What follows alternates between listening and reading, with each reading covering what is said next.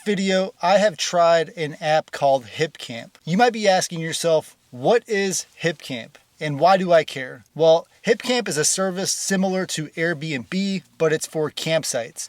I recently heard about it and wanted to give it a try. I frequently do stealth camping because here in the Northeast, campsites are usually very expensive or they are booked out months in advance. A great example of the limited camping options offered here in the Northeast is my current situation. I wanted to get out in the wild tonight, but most state campgrounds are closed until April 1st. So my only option other than this would have been to go stealth camping. This week, I made last minute plans to go camping and I did a quick search on the HipCamp app. I also searched on hotels.com to see how much a hotel would cost. The town where I'm camping tonight had hotel prices ranging from $160 to $250 a night. Those prices are way out of my budget, especially when you consider that I already have a bed in my minivan camper, so the choice was easy. Some hosts offer a simple parking spot in town, while others offer a full off-grid camping experience. The site I picked here cost about $41. Yes, I could go stealth, arrive late at my spot, and keep quiet all night, but I wanted to lay out and relax a little. This spot is near a wildlife preserve, so it puts me out in nature. Also included in this cost is the use of this composting toilet facility. Because of this, I won't need to worry about finding a Waffle House for any midnight emergencies. The experience so far feels personal. My host texted me to give me an update about the road conditions, as well as offered me the use of any of her sites because apparently I'm the only person that enjoys the great outdoors in the winter. The low is supposed to be around 30 degrees tonight, but I'm going to relax and enjoy it. I use a few other apps like iOverlander and Trucker Path, and those apps are free but have another potential hidden cost: getting awakened in the middle of the night and asked to move. So for me, the low cost of most of these sites far outweighs the hassle of finding a decent stealth spot. Another great benefit is that there are no membership fees and each site has specific access listed for whether they accept minivan campers, RVs, or only tent sites. This video is sponsored by the subscribe button, so if you liked my video, please make sure you hit the subscribe button. Since I'm in a reserved spot, I don't really have to worry about putting my shades up, so what I'm going to do is put them behind the bed to make a little more room so I can get comfortable later when I go to sleep. So the spot that I ended up picking does have a campfire ring, but I don't actually plan to do a campfire tonight. Like I said, I do want to get up early and I want to hit the road pretty early in the morning. Before I get too comfortable, I am going to check my tire pressure. The minivan was feeling a little bit like a land yacht going down the highway, so I just want to make sure that all my tires have the correct pressure. So you might be thinking that 37 PSI is a little bit high, but in reality, because I have some extra equipment in the van, I want to run the pressure a little higher so that as I'm driving down the road, my sidewall doesn't compress and it doesn't cause my tires to overheat and possibly explode. The good news is that all four tires did have the same pressure in them, and I'm just trying to make sure I'm being safe on the road. I did make sure to bring a critical component to happiness with me today. I know there is an outhouse here, but I want to make sure that I have at least the ability to stay clean if I need to.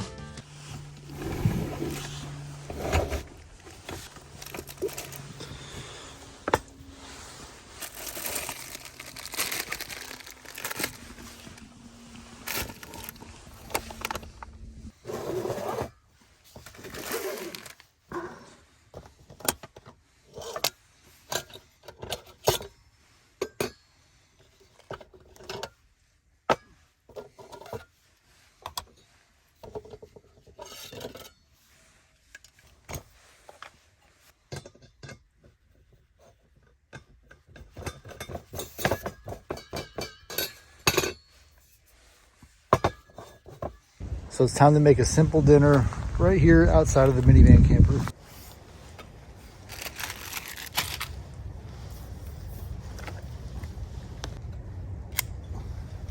I just got some kidney beans, some ramens, and some sausages.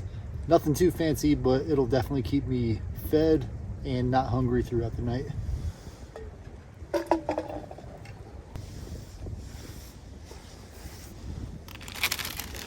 Some people will think that it's crazy that I'm gonna smash my ramens up and throw them inside of this pot, but it's just easier to drink it kind of like soup if they're broken down small. If they're kind of long, then I'll have them like dangling all over and splashing liquid everywhere. So this entire meal probably cost about $1.50. The bag of ramens, when I bought it, was like 15 cents. I'm not sure how much they are now. the can of beans was a little less than $1, and then a couple of sausages. So $1 to $2 per meal. I could eat like this forever. I love this kind of food, so you know, it is what it is.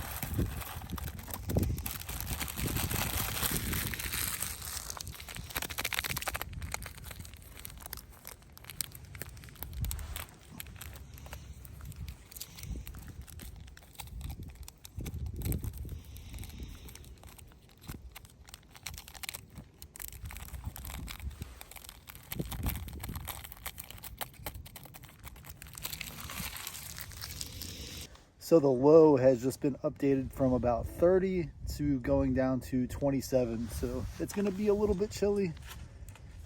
Maybe these jalapeno cheddar brats or hot dogs or whatever they are will keep me warm. They're sausages.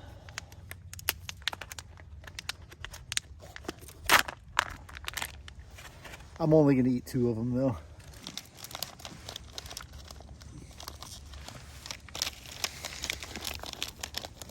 These will come out pretty good. If I don't spill my food everywhere.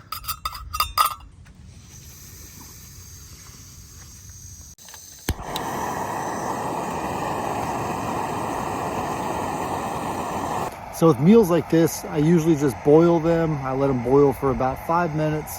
With the ramens, they do get soft pretty quick.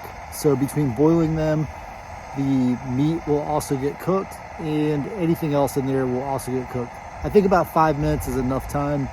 If it's not cooked, then, you know, I'll boil it for a little bit longer.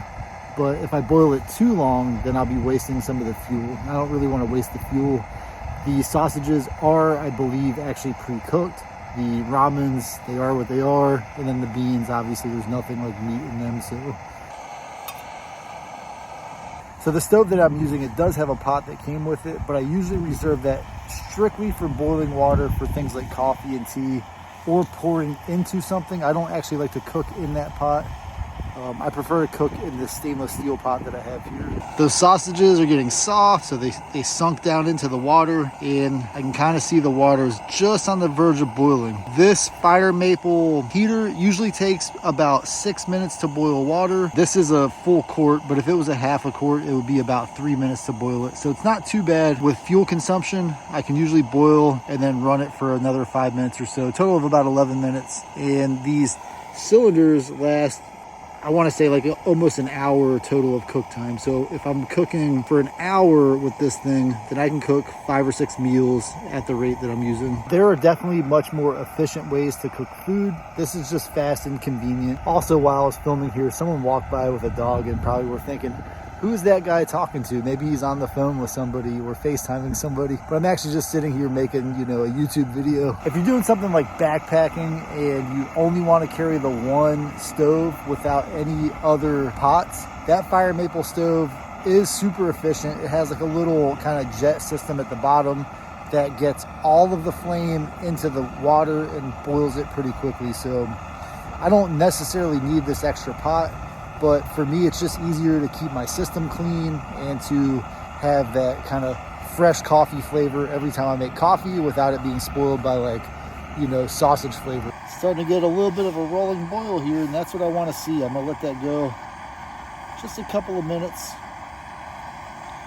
See how my sausage gets nice and soft. The sausage is actually nice and soft, and if you look at it, you can almost see the skin is starting to bust a little bit, so it's definitely, the skin is starting to bust a little bit, so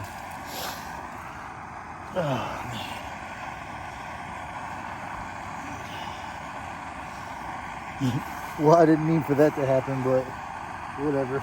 I'll eat it. Okay, so it's been at least 5 minutes since this is boiling. As you can see, that's a pretty mad boil. So I'm gonna go ahead and shut this off and eat some dinner.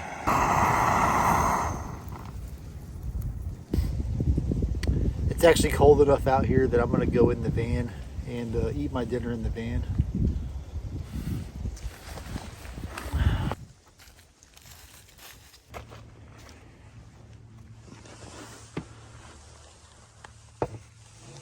So again, I'm just gonna relax here for a few minutes, eat my food, and then as it gets dark, I know it's gonna get dark around 6 o'clock tonight. I'm gonna go ahead and start laying down and getting ready for tomorrow. So one thing I have to be very careful about while camping in the minivan, especially out in the wilderness like this, is that this is bear territory, and I do have, you know, meat and food that would smell good to a bear. So I have to be very careful. If a bear does come to get me, you know, I'm pretty much responsible for getting out of here without, you know, getting attacked by a bear.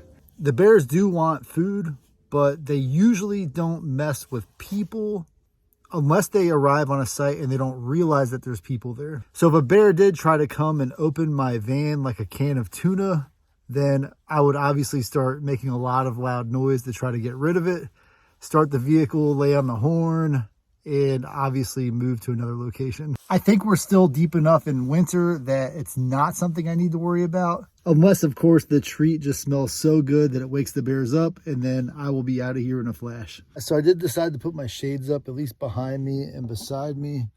And that way, if anybody comes looking at me at the middle of the night, they will see just the darkness around me. The one bad thing about sleeping in the minivan is now I have to get rid of all of this condensation. Let me know in the comments what you do to get rid of your condensation. This would also be a great reason to have something like a remote start in the vehicle. You can see that window where my shade was isn't as foggy as this window, but it's still pretty bad.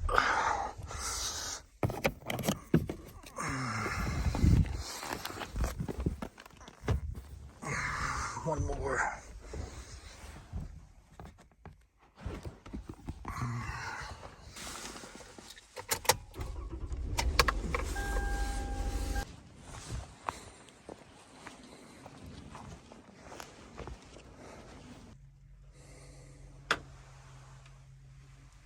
Very interesting composting toilet setup.